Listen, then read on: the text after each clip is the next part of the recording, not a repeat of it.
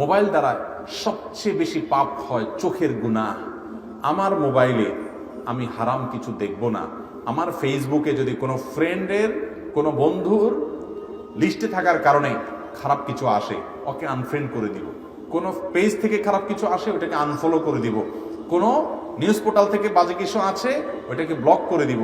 কোনো গ্রুপে থাকার কারণে খারাপ কিছু আসে, ওই গ্রুপ থেকে লিভ নিয়ে নিব। সোজা কথা, আমি হারাম থেকে বাঁচার জন্য চেষ্টা করবো, কারণ আল্লাহ বলেছেন ওয়ালা তাকরাবুজ জিনা, জিনার কাছেও যেও না। যুবক ভাইরা আমার, আপনি আজকে একটা আর্টিকেল পড়বেন, খারাপ নোংরা একটা নিউজ পড়বেন, একটা মেয়েকে নিয়ে বাজেভাবে একটা নিউজ করেছে একটা বই কোনো প্রতিষ্ঠান কিংবা কোনো বড় মিডিয়া, আপনি সেটা আজকে পড়লেন। কালকে একটা ভিডিওতে একটা মেয়ের অঙ্গভঙ্গি, তার শরীরের বিভিন্ন অঙ্গ প্রত্যঙ্গ দেখলেন, হারাম মজা নিলেন। আপনি পরশু আরেকটা হয়তো ভিডিও ক্লিপ দেখলেন, অশ্লীল কিছু দেখলেন, আপনার মনটা অস্থির হবে। আপনি চোখের জেনা থেকে মনের জেনায় চলে যাবেন, আপনি অনেক জেনায় চলে যাবেন। আপনার বৈবাহিক জীবন ধ্বংস হবে, ঈমান আমল ধ্বংস হবে, আপনি ইবাদতের স্বাদ থেকে বঞ্চিত হয়ে যাবেন। এই জন্য স্মার্টফোন ব্যবহার যারা করবেন, এই গুনাহ থেকে বেঁচে স্মার্টফোন ব্যবহার করা মানুষ এখন সোনার হরিণ হয়ে গেছে। মোবাইল ফোনে হারাম কোনো কিছু দেখার ব্যাপারে আমাদের সবচেয়ে বেশি সতর্ক থাকতে হবে। সেটা দেখা থেকে আপনার বিরত থাকতে হবে।